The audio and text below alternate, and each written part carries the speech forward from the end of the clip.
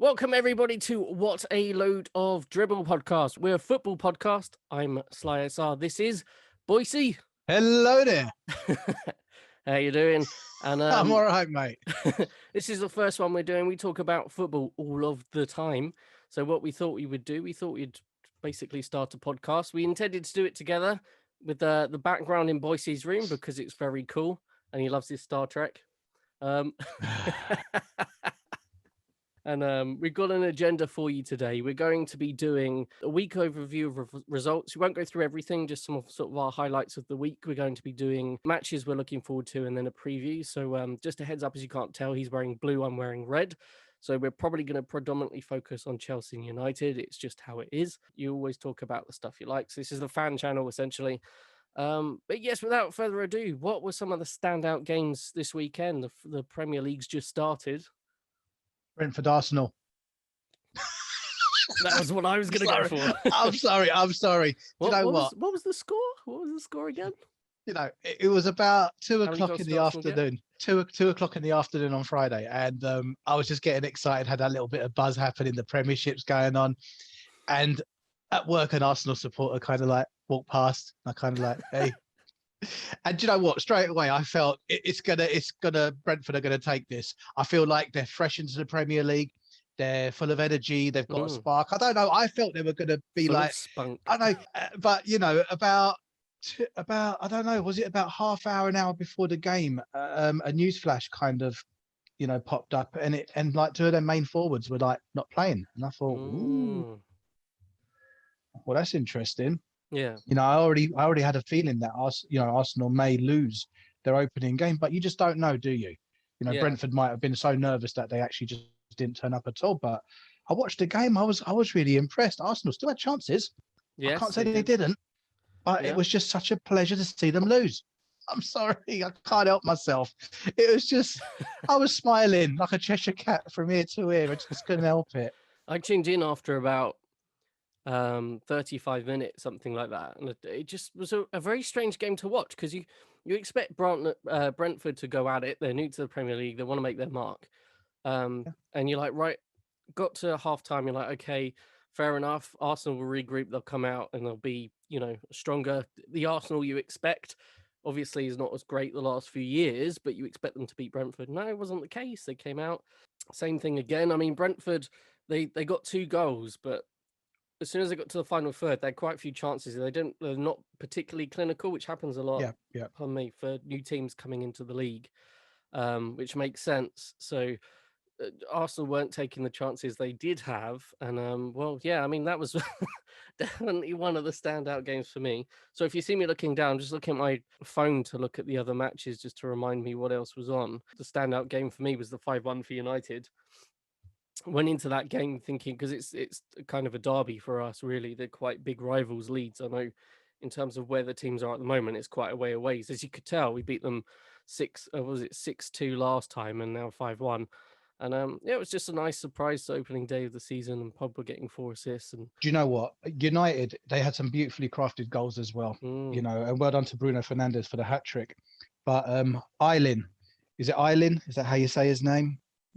I saw his strike on Match of the Day. That was amazing. And it caught my attention straight away. That was one of 2 goals, and I will be mentioning the second goal a little later. Yeah. But that was one of the 2 goals at the weekend that was just like, what a strike. And I just thought, it's almost a shame they went and lost 5-1 from it. But yeah, I mean, it was 1-1. It was, I was watching a game with my dad, and as soon as he put that goal away, I was like, oh, that was a world-class goal. It's like, because I predicted it to be about 1-0 or 1-1.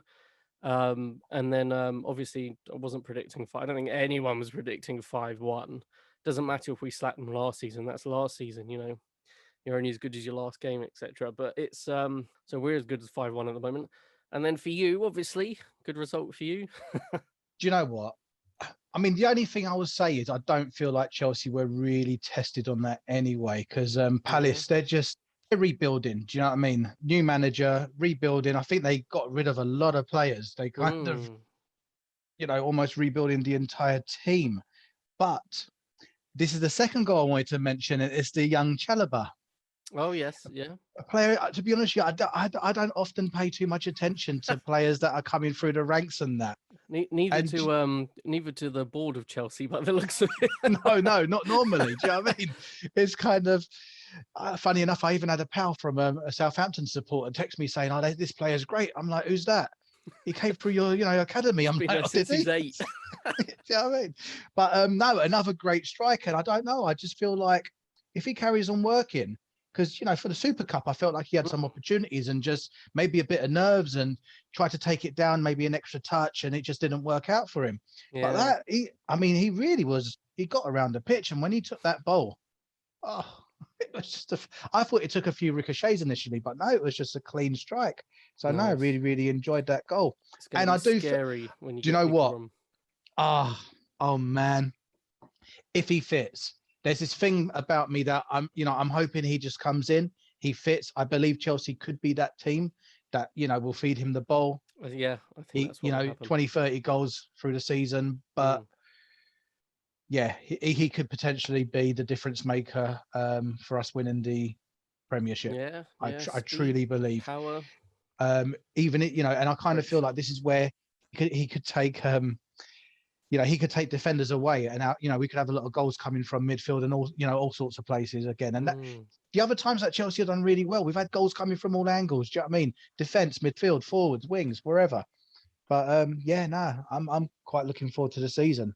Definitely. Yeah, I mean it's a scary prospect. As soon as I saw that 100 million big Rom coming back to the Premier League to Chelsea, who just obviously I think you guys were hoping that would happen with Werner, but it's not quite clicked. But Lukaku with Werner just off of him that's a scary thought, because Werner creates a lot as well. He doesn't have to create himself. The focus will be on Lukaku when Lukaku arrives. No, but do you know what? I feel a bit sad about this. I actually heard, I read an article earlier, and people went to watch Lukaku kind of like training, and they were singing "Werner Go Home."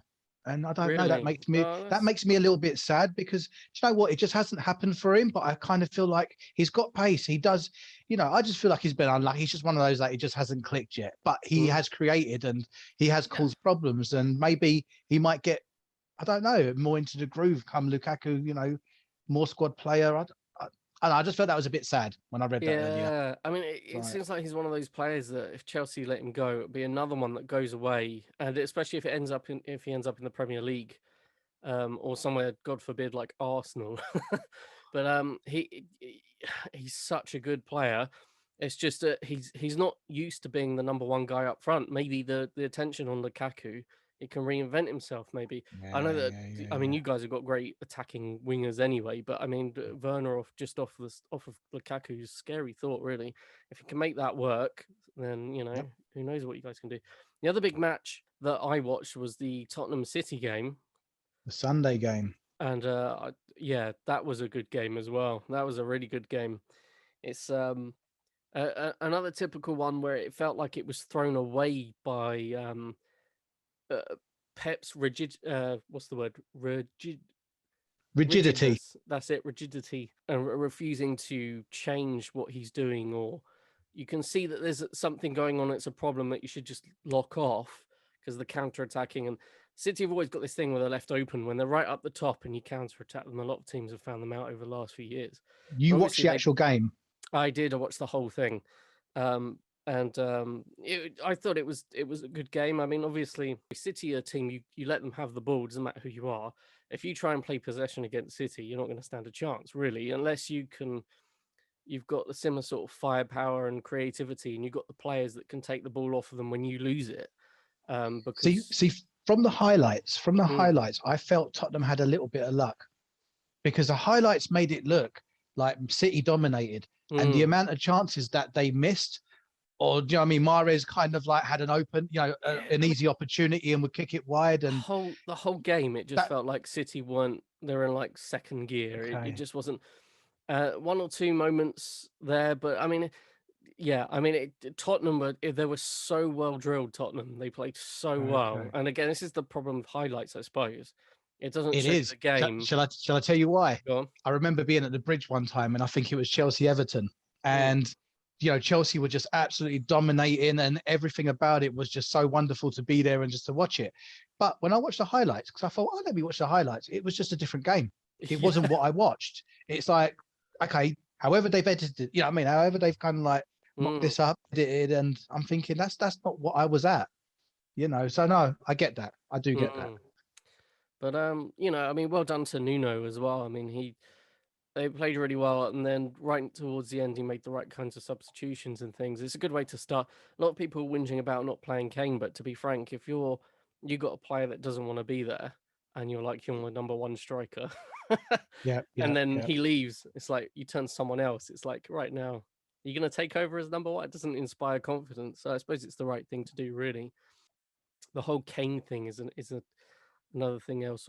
You know, it's another thing altogether, isn't it? Really. Is there any other matches you want to point out for the week, or did you want to move on to predictions, ones to watch this week, upcoming week? I'm just having a quick butchers to see if there's anything else worth mentioning. Nice, yeah. Do you know what? Do you know what game was actually quite? Do you know what highlights I actually thought were quite good? And I wish I watched the whole game, or it was available. Newcastle and West Ham. Oh, really? It seemed like an absolute thriller. Yes, it seemed like an absolute thriller, and West Ham just took it. You know, yeah. I thought Newcastle were looking strong, and then West Ham just absolutely took it. And that wasn't a penalty decision either. When you look at it, there's no way that was a penalty. Who's the player I'm thinking of? Who's the player I'm thinking of for Newcastle? He's just nuts. Is it St. Maximum. That's the one. Maximum. It's St. Maximin. He's a madman. He gets on the ball, and one of the goals that Newcastle scored, I tell you, he took it left, he took it right, he took it left, he took it right. He turned the person inside out and then crossed it in. And it's like, wow. Yeah. It's just a pleasure to watch. He was good last season as well. He feels like he's a player at one of the bigger clubs will come and pinch. But you kind of hope for Newcastle that doesn't happen, really. No, because it's like Villa. You know, them losing Grealish. Okay, yeah, they've got 100 mil or whatever to spend, but are they going to get a Grealish? You know. Yeah, I mean that was the other thing about the City game is Grealish and Sterling were all over each other in the wrong place. It's like surely you drill them to play. It take a while to get used to playing together, but surely you drill it slightly differently in training and game plan, or you play one of them and not the other. It was very strange for him to leave them on. And then obviously you don't sub Grealish, you just spent 100 million on him, so he brought Sterling off. It clicked a little bit better, but it didn't really work out. And then I don't know if you saw the thing about Graham Souness. They were interviewing him, and they mentioned that Pogba got 4 assists. I don't know if you know much about Graham Souness. This whole thing that he keeps over the last few years just saying horrible things about Paul Pogba. It's like very questionable. It's like, and he'll start talking about him when he's not even played or stuff. It's very weird, and even the other pundits start picking up on it. Anyway, he goes 4 assists. I expect that for 100 million. It's like, well, firstly, he wasn't 100 million. Secondly, he's the only player in United history to do that. And Grealish played the other day, and he didn't get any. You wouldn't expect someone to get 4 assists in their first game for a new club, but it's just complete out of nowhere. And I think who's the ex-Chelsea player that's a pundit? Not ex-Chelsea, so the ex-Tottenham player. I forgot his name.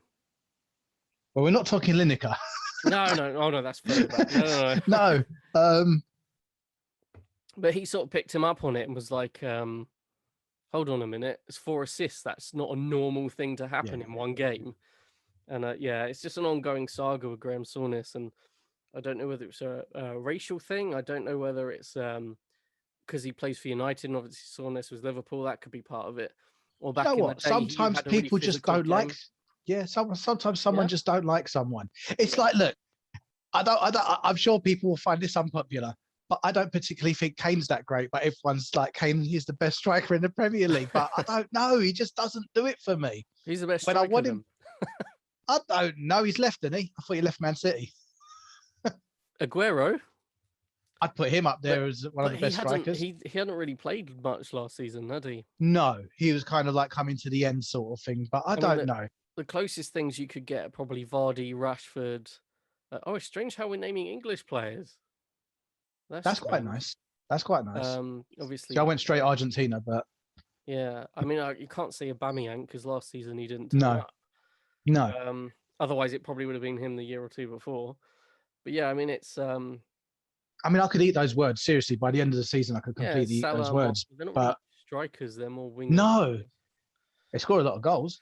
They do indeed. They do, especially Salah, and Mane's class as well. Yeah. Anyway, and you know what? Just mentioning Liverpool once again, easy win for them, 3-0. So yeah. move on. Nice. Games that you're looking forward to coming up. I've just seen that you're playing Arsenal next. Yes, we are. I'm sure that's going to be an interesting one to watch. Oh, it's on. Oh no, it's not on at the same time. It's all right. It's on after. That's cool. Yeah, no, it's the 4:30 game on Sunday. Yeah. This is just. I'm sure people watching are aware, but obviously this is Arsenal. They're having this all recorded. It's all a documentary, all or nothing. And we were joking, maybe not with you. I was joking with one of my Arsenal friends that because they lost a couple of their pre-season game. Pre-season means nothing. We But beat it's like, them wouldn't it be pre-season. funny if they started the season, they just kept losing 2 or 3 games? And they've lost to Brentford. Now they got Chelsea. It's like, oh. Are we saying that they could try and beat Palace's record from the other year when they went like with 7 or 8 games lost straight? And then, but the joke is, I think Chelsea was the team they then beat. Can we then call them the Vincibles? Yeah, that's. I mean, that's so we'll come to a preview for that game in a bit. But just looking at some of the other games that are coming out, Leeds, Everton, and just the way that it performed before with Newcastle against Villa should be quite a couple of quite interesting matches there. Just to see how they match up against each other and play. I expect Everton to beat Leeds really, but Leeds can really give it. I'm just looking. I mean, Villa Newcastle might be a good game. Yeah. Burnley could turn up and upset Liverpool. You never know. I like Burnley. I've driven past Turf Moor twice this year already.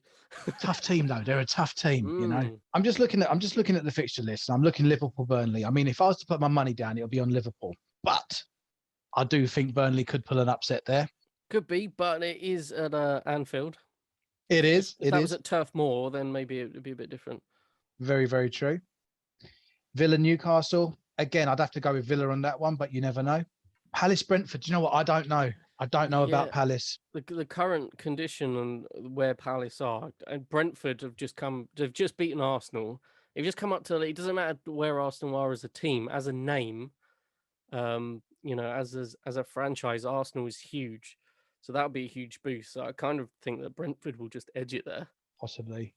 Just with momentum. I mean, that's just again Leeds, Everton. You expect Everton to win, but that could be an upset. And is Vieira the man for the job? Sorry, just going back to Palace. Is Vieira the man to rebuild Palace? I suppose it's a wait and see. It felt like a strange appointment.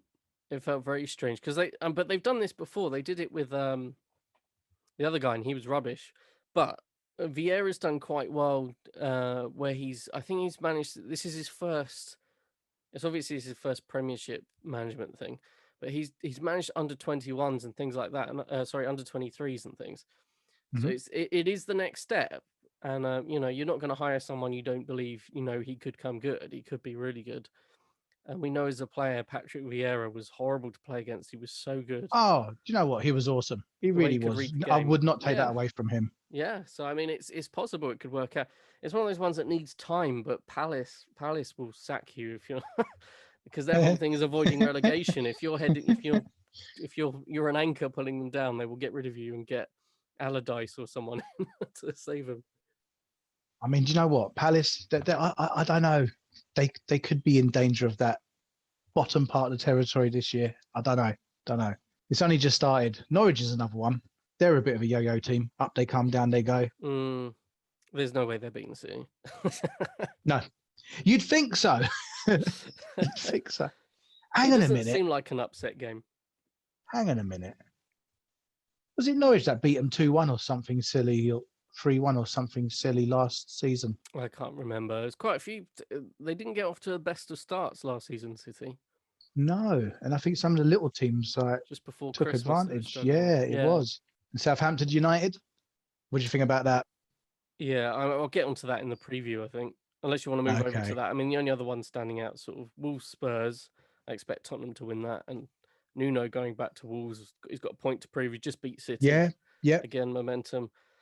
Leicester, West Ham. That will be tough because West Ham are really tough at the moment. And as good Oh, as Leicester awesome. are. Do you know what? Monday Night Football. I think that'd be a good game to catch as well. Oh, is it Monday? Oh, yeah. That's Monday Night Football. Oh, the joys. The joys. We get some Friday night footballs. We get some Monday night footballs. Nice one. Cool. So do you want to move on to the next section? So our predictions for the weekend. So we're going to focus on Chelsea and Manchester United, as you'd expect. I don't know if you want to go first. We've got the lineup that you've chosen. I'll stick that on the screen now using the magic of editing. I mean, I'm a bit unsure. The thing is, I kind of feel like formation-wise, he'll probably go three at the back.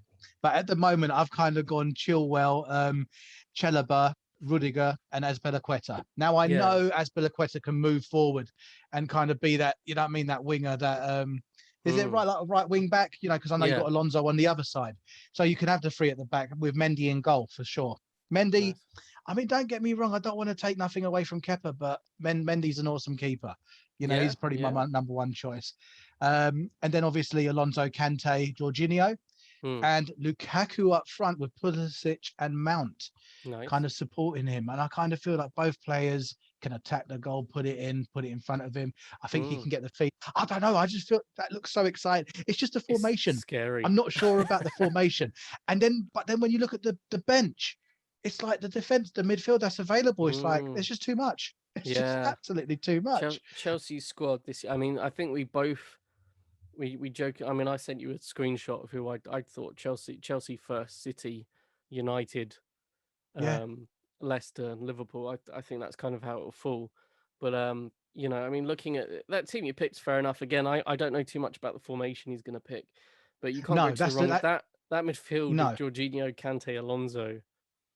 I mean, you've got Reece James, Callum Hudson-Odoi, Timo Werner.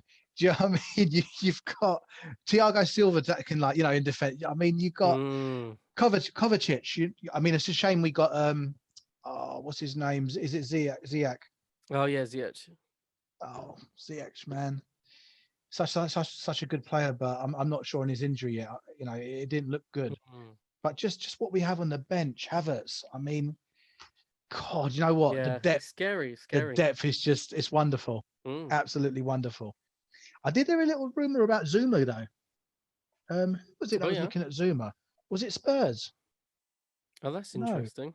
If it is. Do you know what? I caught it earlier. Damn it! Why didn't I take note of this? Do you know, I get these little flash ups here and there and everywhere, and yeah, you can see my arms going nuts there. Yeah, but yeah, no, I swear, because I don't mind Zuma, but I just feel like he might be a player on his way out. Yeah, I mean, you see less and less of him. I mean, like you were saying, the entire depth that Chelsea have is incredible. So, you know, half expect some play, especially players that deserve more game time, because there's a few players there that fight for their, you know, they're happy to play 20 games, 15, 20 games if they can get it to 10, 15. And then you'll see some players leave next season and more come in. But I mean, it's a scary squad. It's especially with Lukaku, that sort of last chess piece clicking in. You know what though? Arsenal have been that team that, even though we may not be doing, I swear last season they ended up turning us over 2-1 or something. Well, they beat us as well. They beat come us on, man. I mean, all the small teams beat us. I don't know. I feel I'm gonna be arrogant here, and I almost feel like we're gonna beat them by 2 goals. I think we may leak one, potentially. Seeing it depends on who they got up front and who they've got brought back. Saka getting a goal. I can see Saka getting one. I think potentially 3-1. Nice. I'm going with 3-1. Nice. That's what it's a bit of a derby, so I'm going to be looking at I'd say 2-1 to Chelsea. Okay, I think that's fair. Yeah, I mean, what I think you might see is Arsenal get the first goal and then Chelsea just walk all over them, especially in the second half. But wait and see what happens. It was interesting to see. The United game, I'll put the graphic on the screen with the magic of editing. As you can see, I picked De Gea in goal because, I mean, outright, I would still say De Gea is the better keeper. I think Henderson fits the team better, but De Gea's first choice at the moment. A lot of people say it goes either way, but it's just how it is. He's a world-class shot stopper, so, you know, he's number one. We've got 4-2-3-1 for the formation, pretty standard. Shaw, Wan-Bissaka, Maguire. I've gone with Lindelof because I don't think Varane's had enough time training yet. as soon as he's ready, he'll be straight in there. He wasn't in the closed door game against behind closed door game friendly against Burnley the other day. So I think it will be Lindelof. It makes sense to have McFred in there. So Fred and McTominay. McTominay's been getting forward a lot more and scoring, so sort of getting up there and Fred covering. Pogba on the left. So you've got Pogba and Fernandes on the pitch. Those two together have been very impressive because team try and mark one, the other one escapes, gets around, does something. So it's been a long time since United have had such a forward line where you're like, especially with Sancho now. I think they're going to play Sancho in this game. Came on in the last game. It's time to start him now. He played in the game behind closed doors against Burnley. And Greenwood is probably one of the best finishers I've ever seen up front. There's a few things he's got to add to his game. He's young.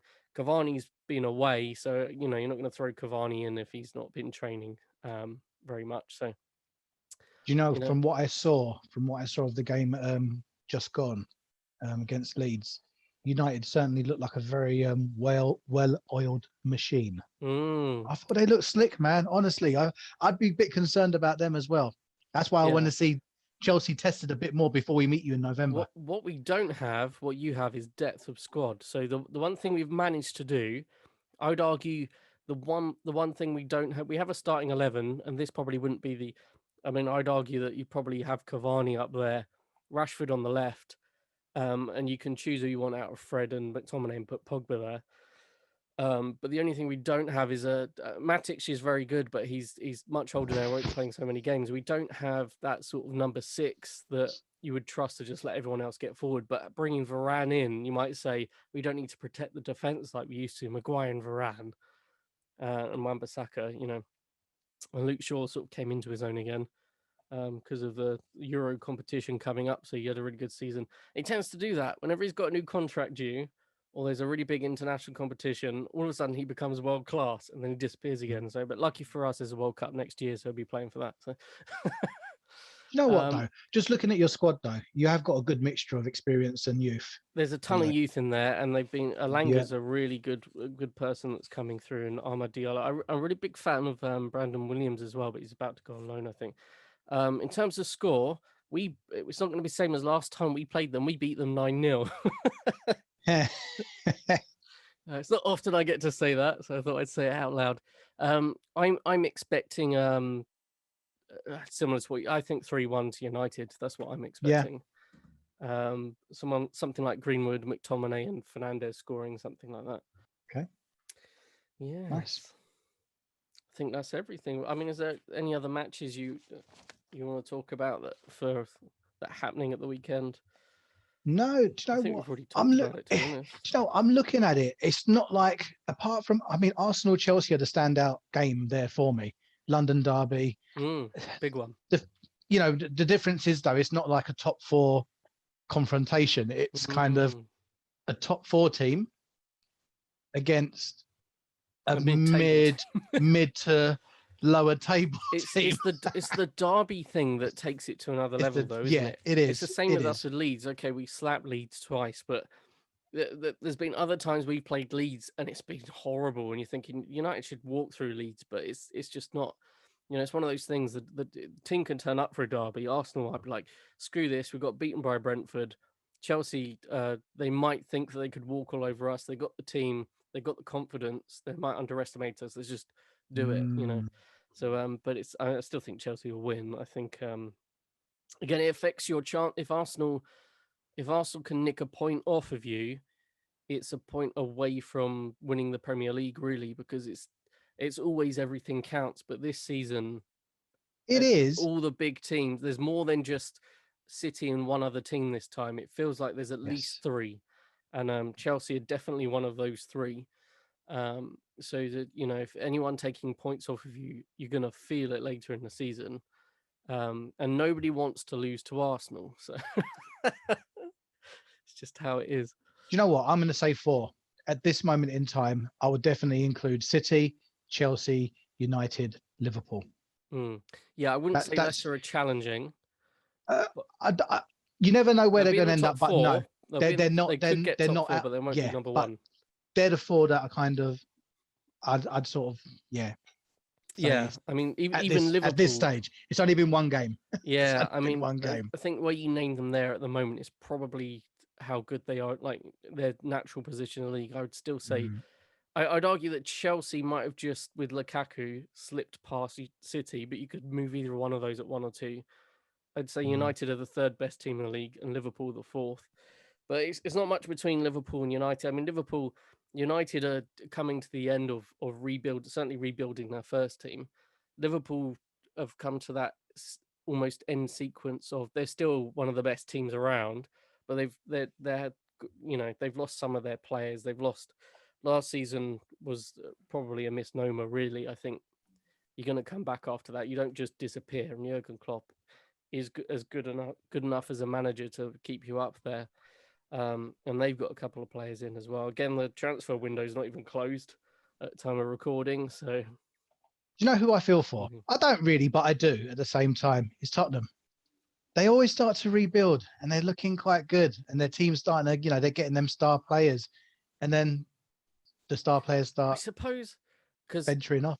Yeah, they want to win stuff. I'm not going to speak for Spurs fans. My dad's a Spurs fan, but it's for so long until you'd say arguably the last 6-7 years. Before that, for the longest time, Spurs weren't doing much. You didn't expect much of them. So I'd have thought the fact that they've been so good for so long is nice enough as well. I know that obviously you want that cherry on top. But I think Nuno's a good fit as well. So it'll be interesting to see what he can do. He's got off to a good start to the season if he can carry that momentum and get the players that he wants in as well. So it'd be quite interesting to see who he brings in, because their recruitment at Wolves when he was, I don't know whether that was just him or the team that they had there, and the players that they would bring in, very often Portuguese as well, aren't they? That would just click in the Premier League. I mean, if you could do that for Tottenham as well, there's no reason why Tottenham can't. Yeah, true. Keep painting for top 4. I can't see why not. Or at least a cup team. Do you know what I mean? Something. That's the thing. I mean, all he would need to do is he could come 8th or 9th in the league, but if he won a League Cup, none of the other managers have managed to do that. So it's, I mean, preferably it'd be a different. Mind you, it feels like he would do quite well in the Europa League as well. I know they're in the conference, the Europa Conference, so that's a whole other horrible thing going on. They feel like they could be quite a good team in the Europa League. So if you get through to that, I reckon it'd be quite good in that. But again, it's waiting and see what happens there. Again, it's one of those things where sometimes a player becomes so big, he will leave the club and everyone's expecting the club to drop, but actually it does the players a lot of good as well, because players have to step up. And other people come through. So exactly. It's one of those things where it creates more competition for everyone else. All of a sudden, it's a level playing field. There's 11. That spot is up for grabs. The spots around him are now up for grabs because the people that were at the sides are now in the middle. Son is probably their number one attacking player, I'd have thought. But I mean, even Moore has been a great player as well, and he played so well in that game against City. It'd be nice to see them. Probably not so much for you because they're a London team. So it's but it's I mean, it's strange thinking they've been a better club than a better team in terms of football playing than Arsenal have been for a while, and that's a really strange thing to think. It's for me, I just want to see some good football. Do you know what I mean? Like I said, some of the other games that, some of the highlights, things I've caught this weekend, I've seen some wonderful football, and it's been the first weekend. I just want that to continue. Even if Chelsea loses at times, I just want to see good football. They will. Yes, I'll be sad and teams. Yes, I'll be sad and that, but yeah, I just want to see good team, good play. You know what I mean? Yeah, definitely. And the quality still, and fans are back, so I think you will, because we had that obscure thing recently where away games were getting so many points and wins away, and it shows that when the crowd's there and the crowd being back, how much that's turned back around again for the home games.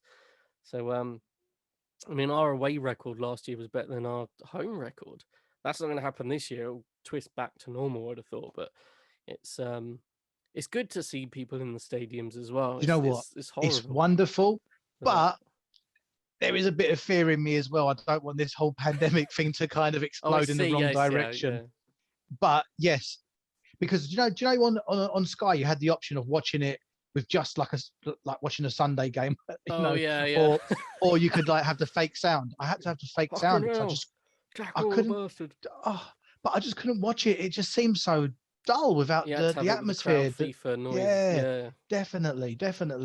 I ended up watching most like that, to be frank. Yeah, I'm pretty sure I watched pretty much all of it like that. But it's great to have it back. It is nice to see. You can't do that with the commentator. Switch over to the next one. Martin Keown knows nothing about football. Onto the football. Do you know, once again, it's just a pleasure that the season started, and hopefully I'll get over my man flu and we can actually come join next week. Hopefully that would be nice. We'll be in front of all the Star Trek. That would be nice. Yeah, I mean, we sort of trial ran it, didn't we? And it looked good. It looked so much better. Spin on it, nice. Yeah. It probably hurt more if I tread on it. Like, Lego. Up yours, man. Up yours. Nice one. Yeah, but we trial run the setup at yours, and it looked good. And this is always going to be plan B, and I don't think there's anything wrong with this, but ideally we both want to be doing it where we're sat next to each other. I mean, what I thought might have still been hay fever just seems to have progressed over the week, and I tested myself today as well just to make sure. And it's definitely it's not COVID. Test, he's fine. I done a prostate test. It was all clear. No worries. It's all clear. He's just got to clean his fingernail, but apart from all that, it's all clear. It's all dandy. Brilliant. Well, thank you for watching. Like, share, and subscribe. Do you want to find Boyson online? Do you want to tell them where to find you?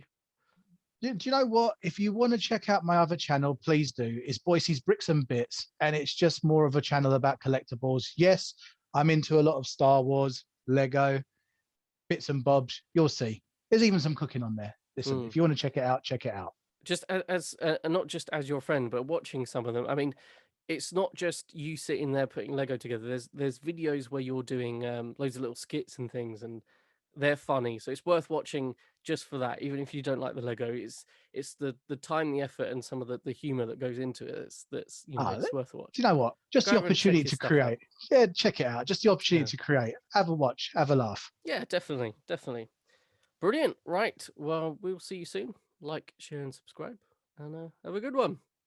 Have a nice day. Enjoy the football. Bye. Unless you're an Arsenal fan.